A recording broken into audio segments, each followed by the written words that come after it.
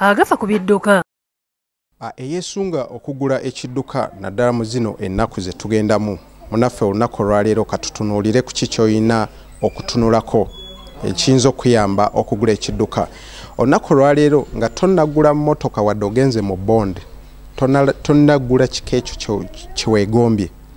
Sooka weebuuze emmotoka eno gye njagala okugula ennyumidde ziri mmeka ku nguudo z'e Kampala, oba oziraba luvannyuma lwa bbanga ki? Ekyo mu kyo ntegeeza nti emmotoka gyekoma okubanga gwe wekagirina ku kkubo kitegeeza emmotoka ya bbeeyi. Lwaki? Nti weziba emmotoka nga ntono oba nga totera girabaalaba kitegeeza ne sipeya waayo tatera kulabikalabika.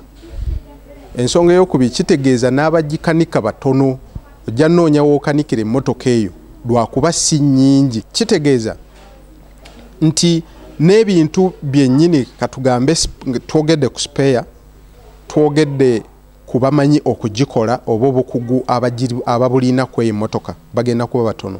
Ekitegeeza emmotoka eyo bw'oba osazeewo okugigula oba olina okwesiba bbiri nti sipeya bw'onooyagala okugula sipeya ojja musanga ng'oluusi wa bbeeyi oba nga taliiwo e Kampala. Emmotoka nnyingi ziremye abaazigula, sigamba nti tebazaagala nti oba emmotoka mbi, naye olw'ebbeeyi yaazo nti sipeya e Kampala taliiwo, woba omusanzeewo nga wa bbeeyi.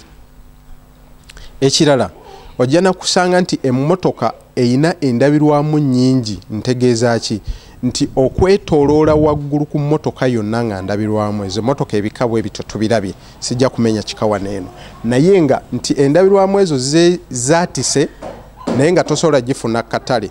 Yensonga lwaki olaba emmotoka nnyingi nga bazisibye oba eddirisa baalisibamu ekiveera oba ekipapula ne bateekako soltepu. Oyo ne yendabirwamu eba yamulema okufuna, sinakindi eba ya bbeeyi gyali nga yamulema okugula.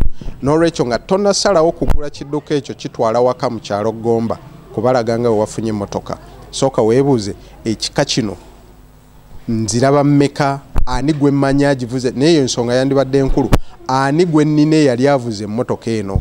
Agafa ku bidduka.